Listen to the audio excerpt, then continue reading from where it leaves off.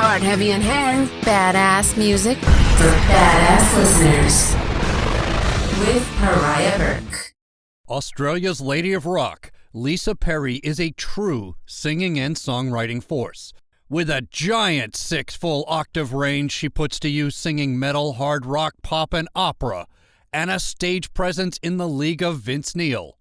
Lisa is a powerful new band leader who doesn't let anyone tell her she can't do something. She navigated the murky, shark-filled waters of the music business to become the embodiment of the adage that what doesn't kill you makes you stronger. That attitude is front and center on every powerful track on the Hellz Abyss debut LP, titled N1FG, for Not One Fuck Given, which is published through Revenge of Eve Records, the record label Lisa founded and heads, to not only publish her own music, but to also help share her 30 years of music industry knowledge with other musicians. Lisa Perry is Hellz, the lead singer for Hellz Abyss, whose songs she wrote or co-wrote with new partner Daryl Abyss Holden, leading to a tighter, more expansive sound over the already excellent 2019 and 2020 Hellz singles, Control of the Unholy, Sinner, and Bitch Ran Away. All tracks you've heard on the Hard, Heavy, and Hair weekly radio show all around the world. On the day her debut album N1FG was released, I sat down with Lisa via Zoom from her Sydney, Australia home. We talked about the modernity of her music and the strong 90s industrial metal influence on N1FG, the genesis of many of the tracks, including a BDSM track that any Lords of Acid fan would love to be tied up in, about the heady company she'll be in on her upcoming International Women of Rock tour, her work with Megadeth's Jeff Young, her endorsement for RØDE Microphones, her desire to sing lead for Motley Crue and AC/DC, and the next Hellz Abyss album already in the works, with even more city-flattening drum and bass heft, banshee scream metal rippers, and nitro-fueled guitar assaults that couldn't fit on N1FG. I'm Pariah Burke, host of the Hard, Heavy, and Hair Show, and I am joined by the incredibly talented and beautiful Lisa Perry, Hellz of Hellz Abyss. Lisa, thank you for joining me. No worries. It's nice to be here and nice to meet you, Pariah. That's good to meet you.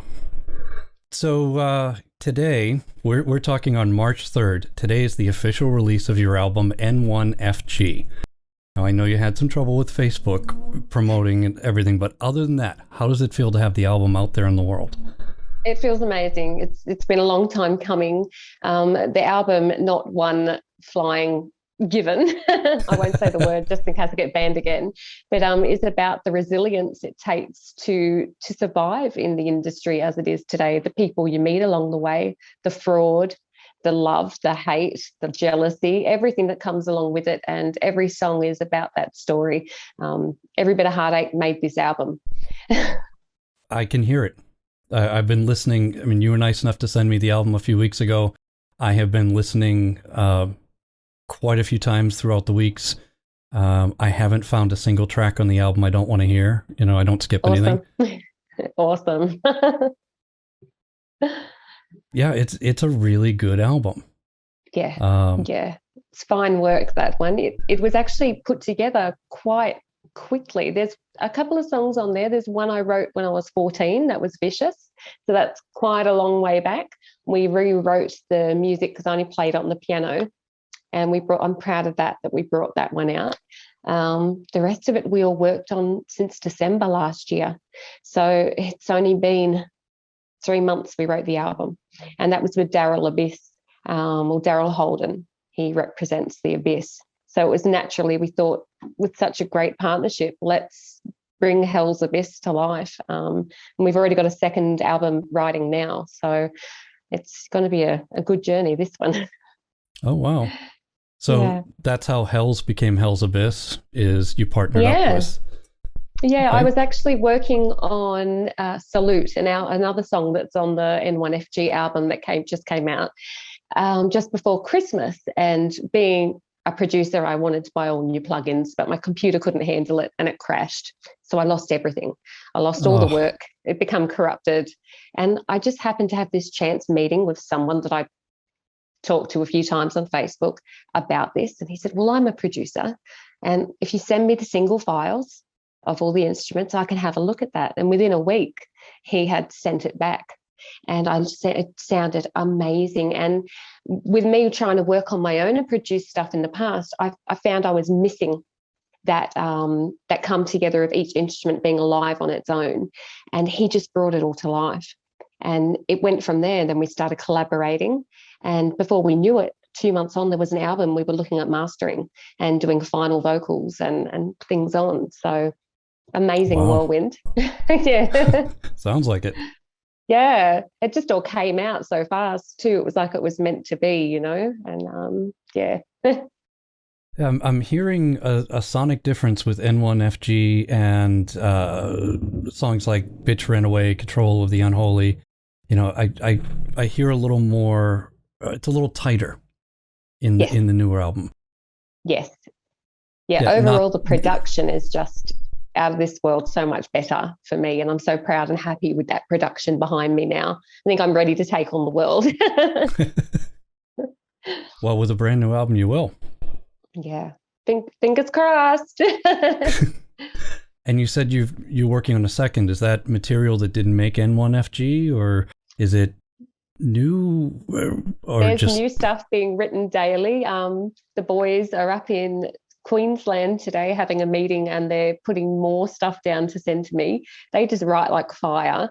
So on N1FG, it was only supposed to be a 12-track album, 10 to 12.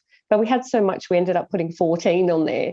And we already have about 8, I think, ready for the next. So we're waiting on me to put my vocals down. I just managed to get myself the UAD Apollo interface for my studio, which I'm going to love when I set it up. And then we're into the second album.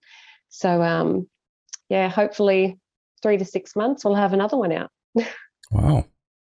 Yeah. Wow. And that should be right about in time for touring. And you told me you're heading out on the European International Women of Rock Global Unity Tour. Yeah, that's a mouthful, hey. Yeah. So with Global Unity Tours is the actual tour company that I am working with on the tour. And the tour is called the International Women of Rock Unity Tour. We have secured a tour through Europe and the UK in September and October of this year. COVID pending, but it does look very positive that this is going to happen. We are touring with Edge of Paradise, Alia Tempora, and Controlled Storm. Wow, that is a really good ticket. Yeah, it's a great one. Well, hopefully you will make it to America and I can see you live, because I've enjoyed your music, I've enjoyed your videos. I'd like to see you live and performing on stage here. And I think a lot of people here would. I know there's so much interest out of the USA and Canada. I mean, the whole journey began in Ohio when I flew over there in 2019, this whole Hellz journey. So admittedly, that's where I want to end up, back in the middle of the US doing a tour. And yeah, We Want Rock says it all. If you listen to that song that I brought out, it's about all the towns I'm going to visit when I get back to the USA. So So tell me about how it started in Ohio. How did Hellz? So I don't know if I was working with a few cover bands, and I started bringing out my own material here in Australia. I'd had a few years off and I got off the couch and thought, okay, let's have another go. And within a couple of months, I sort of elevated from a small band to a bigger circuit band throughout the country to originals band, which was full of bigger names in the Australian entertainment industry. Then I started talking to the original guitarist, Jeff Young from Megadeth in the US, and we hit it off and we started writing, and we had some material and we were going to bring out the album, the CD. So I flew over to Ohio to work on the CD releases. So we went in there and we did the first one, and it went a bit cold and nasty and it didn't work out. So I flew home, where he deleted me off all my band accounts so I couldn't talk to any of my fans. It was a really rough trot. He was very nasty. And then started stalking me and sending me emails and all sorts of horrible things. So I thought, you know what, I could give up, and I was a mess. It really broke me. It was a big thing to do, to go to America all on my own for 3 weeks, and just to see what happened. I didn't let it break me. It built my spirit stronger. And I thought, no, I'm using everything I can now to come back. The last words I said to him were, "You will regret this." N1FG, mate. Are there so any... Rat-a-tat was born from that one. I was just going to ask if there were any tracks to him. Yeah. Yeah, there's a couple of that may have some snide remarks and little secret messages in for certain people. It's not only him, I got caught up with another one, that another person out there recently, actually, he promised, another one that promised the world, what is it with these people with the record industry? I know this person, I know that person, I have this contact. They come to you and they try and sell you a dream. And really, sometimes it's really hard to see through that. And they seem legitimate and they're not. And so recently, last year, I wasted time. So you'll know the songs, I wasted time on somebody that was promising me the world and ended up knowing nobody. And he ended up taking all my contacts and trying to pursue his own thing out of me, until I woke up and went, see you later. And waste of time. And that's about people in the industry pretty much selling you the world on a rainbow, you know.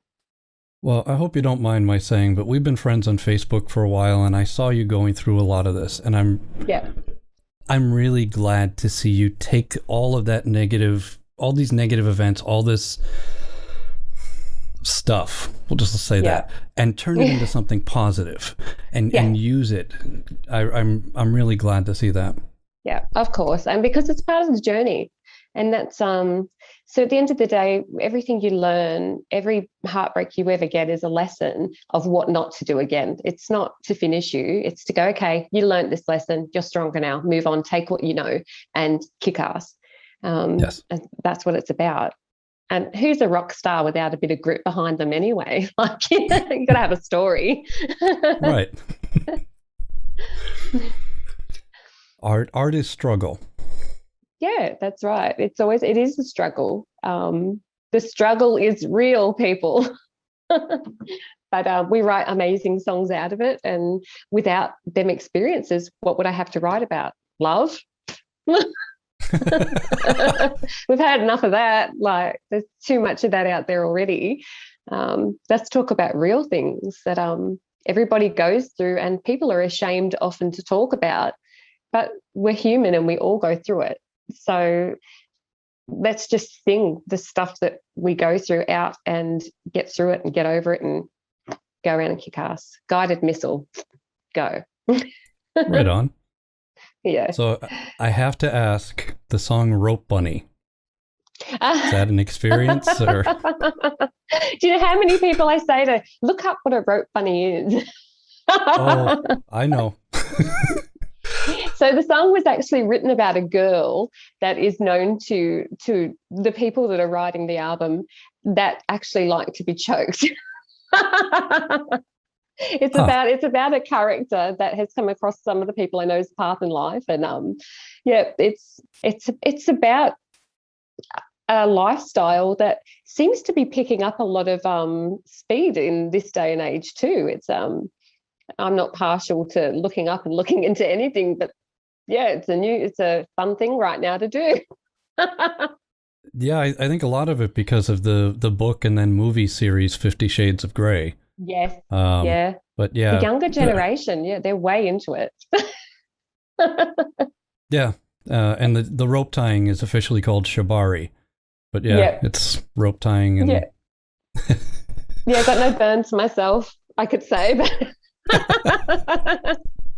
it's always something to try, isn't it?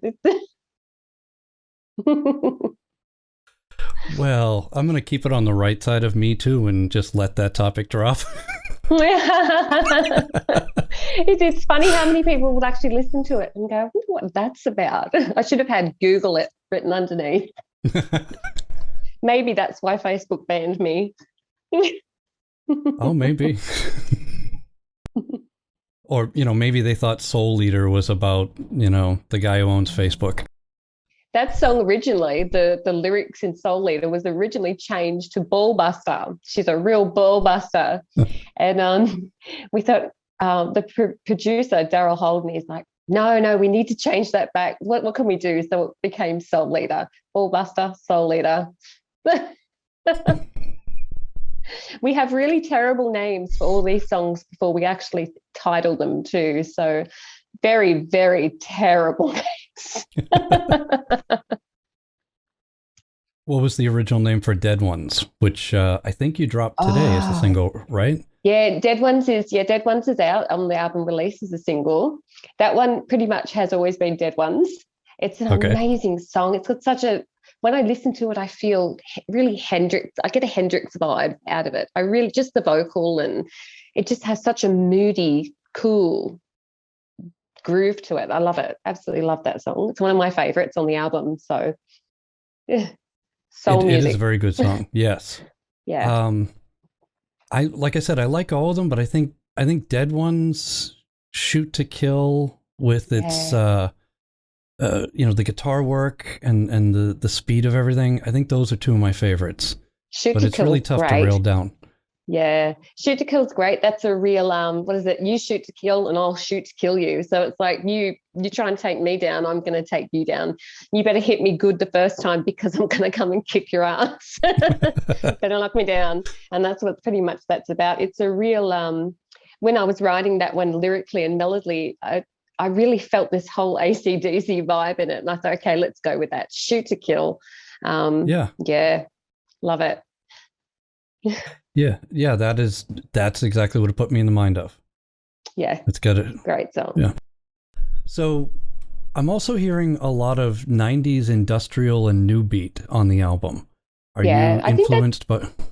Sorry. Well, I think the producer that I'm currently working with, I feel he's more influenced by that. So it's that kind of feel is now starting to be born within the band.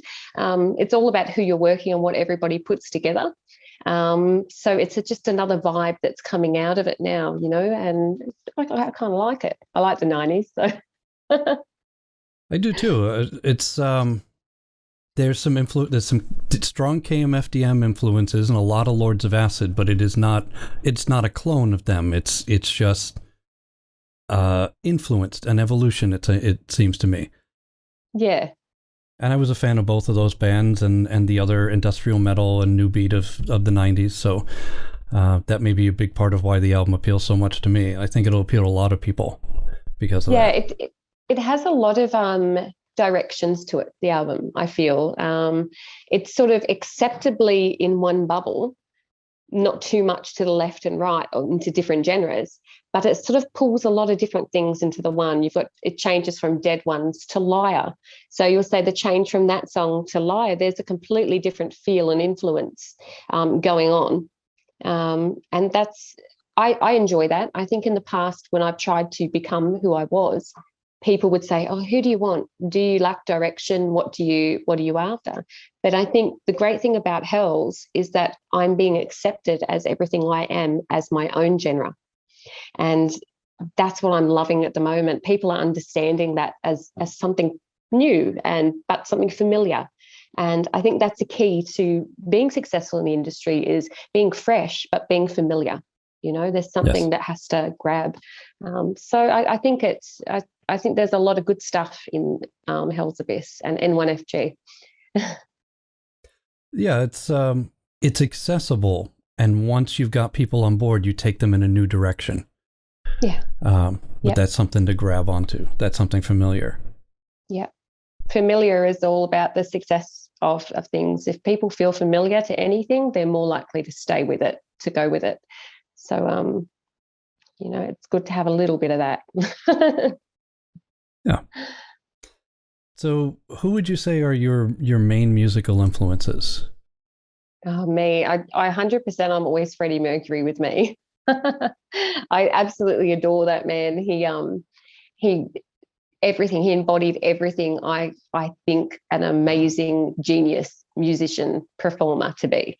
through everything, through his songwriting, through his lyric writing abilities, through his connectivity abilities, through his stage antics, through everything. Even his persona was 100% built to just be a legend in the industry. I also love Pantera. Pantera, really good. I do love my 90s because I grew up in the 90s and a lot of that stuff as well. Female voice would have to be back as well. The best female voice I know would be Annie Lennox. And Marcella Detroit is another one from Shakespeare's Sister way back. Do you remember that band? Oh, yes. Shakespeare's Sister, yeah. So when I grew up, I was always singing Shakespeare's Sister because I could do the flip side of both of them. I could do, I think, is it Deborah? I think one of the girls, and then you've got Marcella, and I'd do both. And you can hear in N1FG, there's a lot of that too. I'd sing higher, I sing lower. And that's because as growing up, I'd always try and mimic those two because they were amazing. I love their voices. You've got a 6-octave range, don't you, in your voice? Yeah, That's so impressive. I can deaf growl and I can opera. Do you sing opera? Yeah. There's a challenge that floats around on Facebook. If you look up Hellz Opera Challenge, it'll come up with me singing the opera, and you'll see. And it's so cute because my dog likes to sing opera with me. Yeah, and that sort of floors people because I'll put that out and they go, wow, that's you singing opera. Yeah, that's what I do. You know, I just appreciate a lot of music. And, you know, sometimes I'll walk around the house singing opera. Sometimes I'll growl. So the neighbours probably think I'm on acid.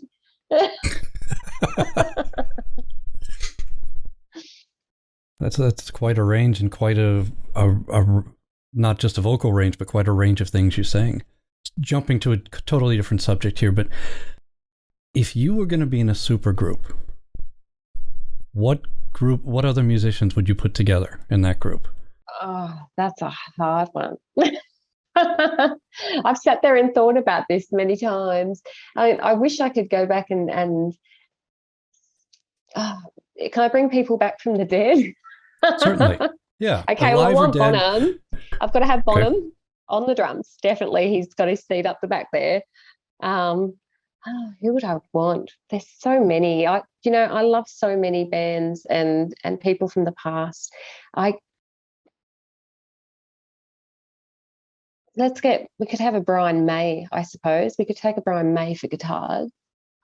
Oh, God, this is a hard question. I'm so picky. I love everybody. Randy Rhoads, yeah. So you've got me going back. There's so many of them. I'd have them all lined up, and I'd say, Hendrix, you just come here and play for this one. I'll go Slash over there for that one, and can I have everybody? Did I? Yeah, maybe you can do, like a We Are Stars setup and just get everybody, doing different bits. It would be absolutely awesome, wouldn't it? Absolutely. Yeah. I just get, okay, so let's just go for the headliner for the big tours right now and get everybody from all the big tours. Maybe I'd get rid of Vince Neil and jump in front of Motley Crue. That would be great. Oh, okay, that's a really interesting thought.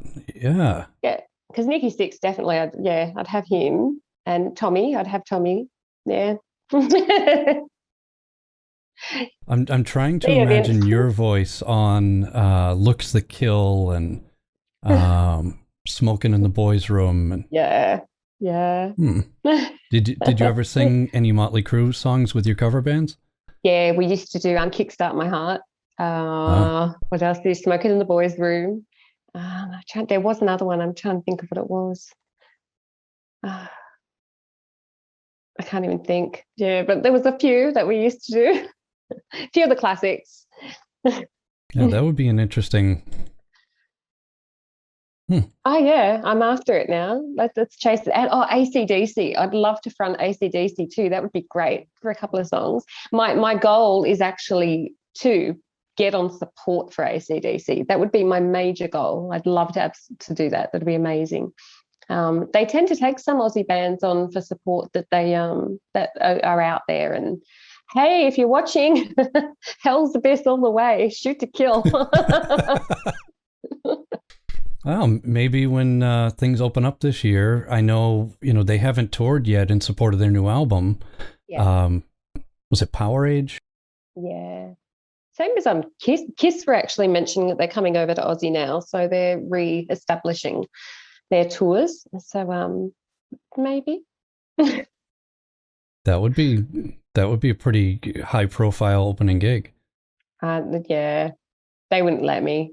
They're very like, no, too much negative feedback from Facebook. Yeah. So you're involved in a lot of things, not just Hellz. So let's see, the early part of this year, you were up for the cover girl spot of Inked magazine, which unfortunately didn't work out, did it? Yeah. No, I walked away from the competition in the end because I felt it's a hard way to explain it. It can be seen from a lot of different opinions. But for me, I was in the first place for quite a long time. I was in first place and I decided to step back. I went over to second because what was happening is you needed to get people to monetize and pay for your votes. You get free votes, but there was another way to vote, which they said they were raising money for musicians in need, which was great. It was only a small amount of the amount they were raising, though. I don't want to get into too much trouble talking about it, but I felt for me and my viewers and the people that were paying were all struggling musicians themselves, and I didn't expect anybody to pay for me to win a competition. That money's better spent on their families and stuff like that. So I pulled out. Yeah. Well, I voted for you. You're great. You're awesome. And I'm so thankful for everybody that did vote for me.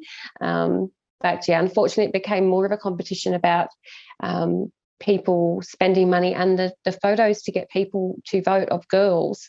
And these are young girls as well, were getting really, really worse and worse. And it was like they were exploiting themselves in the end to get people to pay for their votes, which the money from that was only going to the magazine, not to them girls that were doing it. So for me, it was against what I believe in. I don't mind nudity. I love a bit of nudity and I'm always involved. I'll jump in on that. That's fine. But when somebody's exploiting that for their own monetary gain, it's more like they're pimping people out. It's not a competition. So I don't believe in it. Yeah, well, that's unfortunate. Yeah. Speaking of nudity, I hope you don't mind my asking, but you were on the cover of Flirt magazine this past year. Were you, I did not see the issue, but were you in the magagazine? Yeah, I was in there, but clothed. Okay, that's what I was in there as a musician.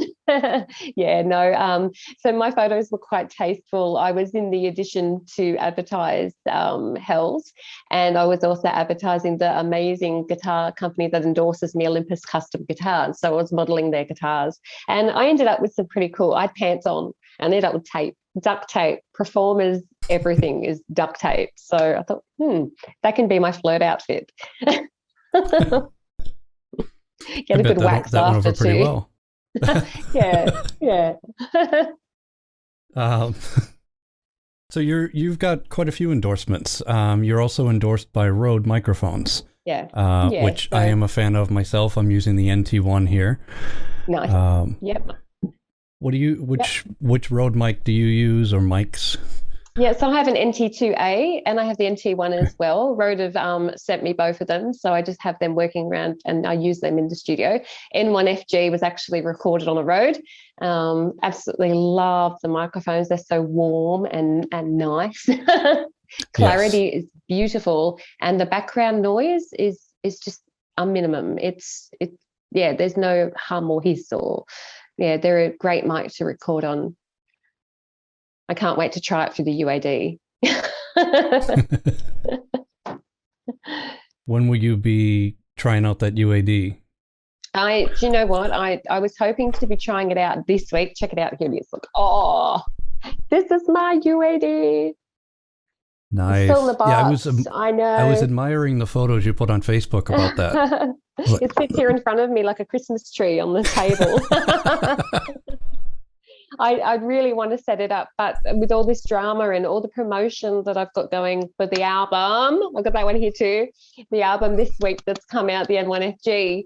I don't have the time to invest 100. You know, when you've got to really invest into these things mentally when you hook them up. So I'm trying to wait. Maybe Monday I'll get in there and I'll hook it up, and I get to pick some free plugins. So that's super exciting. Yeah, that's always like Christmas, playing with new equipment and new plugins. Yeah, it's stressful because they actually have some amazing plugins with this. So it's there's amazing plugins, and I've got to pick 3. I'd be curious to hear your experience with people listening to the album or picking up the album versus your non-album single tracks that you released last year. I'm really curious. I was talking to someone earlier today who thought that album sales he loved albums, but he just thought albums were done. And, you know, that streaming had killed them. And I told him, I think it took a hit, but if you really think about it, back in the 50s and 60s, you know, it was all 45 singles and you know, a lot of radio play, but people also bought albums and listened to them. Yes. You know, I think you have the people who listen to albums and you have the people who just want to hear radio or streaming. Yeah, that's right. And there's a place for both sides of that in the music world. You'll either get people usually only albums, or a lot of people don't like the single way. And I thought I got a lot more engagement, I feel, out of the promotion of a single. And for an artist that's trying to make at the moment their money go further, and their budget and their advertising and all their pull for the new social network world that we live in, singles seem to generate a lot more interest and a lot more connection with the public. Everybody has a short attention span these days because of all of what we've got around us. So we're always needing to throw new things in front of people's face. And I think with singles, it's always a good thing as well to do it that way. But I wanted to experience an album so bad. So we've done it, and I wanted all new material on that album too. So I've done both. Good. Yeah. Albums are for touring. You also had your own music label, Revenge of Eve Records, which, first off, I love the name. I really like the Revenge of Eve imagery. Tell me about that. So Revenge of Eve was born out of me trying to provide myself a record label that I could trust, that was on the level that I needed at the time. It was born out of me making sure that I got everything I needed out of a label. I was with the label. They weren't doing very much to help me at the time. It didn't seem to be legit in the end. So I thought, well, what can I do now? I'm going to create my own label. I make the promotion.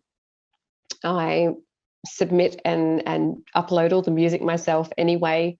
I do all the music videos alone. I do the costumes. I do everything alone. And at one time I was even doing the music alone. And I thought, well, let's just be the record label as well. And then nobody can say, no, I'm in control of whatever I'm doing. It'd be nice to have a big label behind me, but in the interim, while I'm waiting for anything like that to come along, well, why not have full control over what I'm doing? So, yeah, and I love it. And I'm learning more about the industry by doing that myself. That's good. Yeah. So can you talk a little bit about the differences of doing it yourself, being your own label, as opposed to, and not necessarily how it ended with the other label, but just the differences of how you're working versus when you worked with a label, or somebody else's label?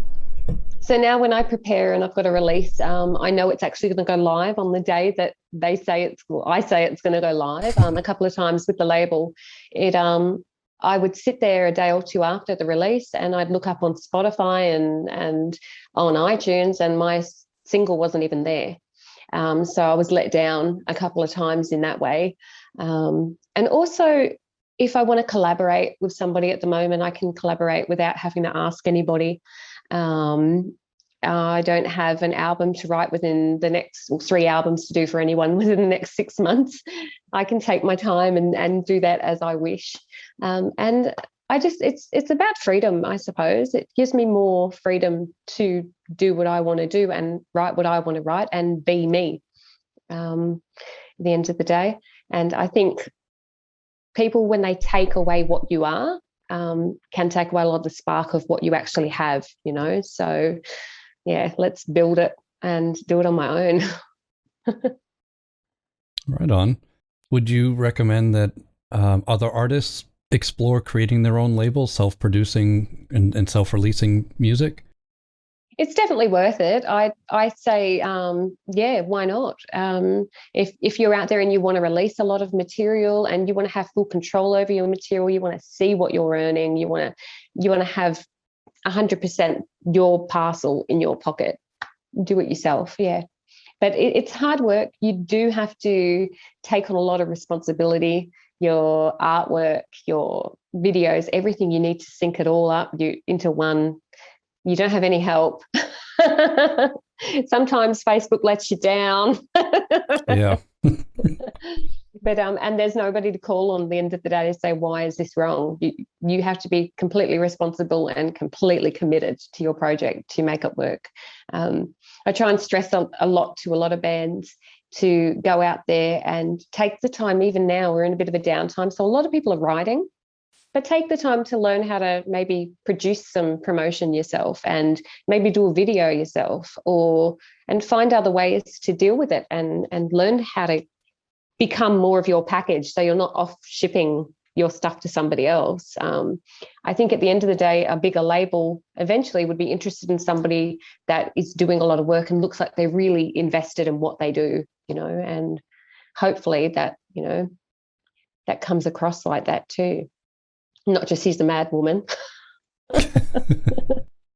Yeah. And, you know, even if they take on, or if you hand off parts of it, at least having done it yourself, you can keep a hand in it. You know what's required of production, of mixing, of, you know, doing the promotion. So I think that would be very attractive to a label, somebody who can do it all, but doesn't necessarily have to do it all.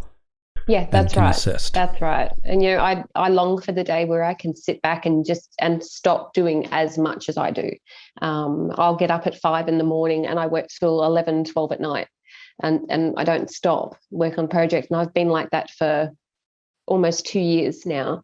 So there's no time. I was doing a uni degree for nursing. I was working part-time and I stopped everything because music is 24/7 every second of the day what I do. And I wouldn't have it any different. But it would be nice one day if someone came and said, I'll do that for you. And they had results. Yes. It would be nice. But that's what it takes, you know. You've got to be committed to your art. You've got to be committed to the business side of it, the marketing side of it, all of it. Yeah, that's right. And it's not always happy sunshine and rainbows. You tend to have days where you do really, really well and you get a lot accomplished. And then you'll have days where you just feel flat and you feel like you're doing nothing and you're not making any difference. And that's how it is. A lot of people feel the same. Talk to a few people. And even the biggest artists have days where they just feel flat. And I think it's just exhaustion, maybe. Well, all of the hats you've been wearing, I hope they really pay off with the release of the new album. Again, I've been watching you, through Facebook. I've been seeing what you've been doing, and the madness. Yeah, I was going to say, not an easy process, but I really hope it pays off. Yeah. And it certainly came together in an excellent sounding album.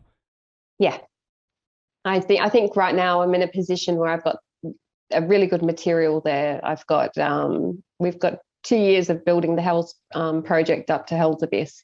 And I think we're really on a great platform now for some kind of success. We've got the tour. Just keep going and see what happens on the way for the next 12 months, I suppose. Yeah, and hopefully you'll get a chance to open for AC/DC or, Yeah. I don't know, maybe Kiss. Are you listening? I can bake cakes. I'll bring cakes.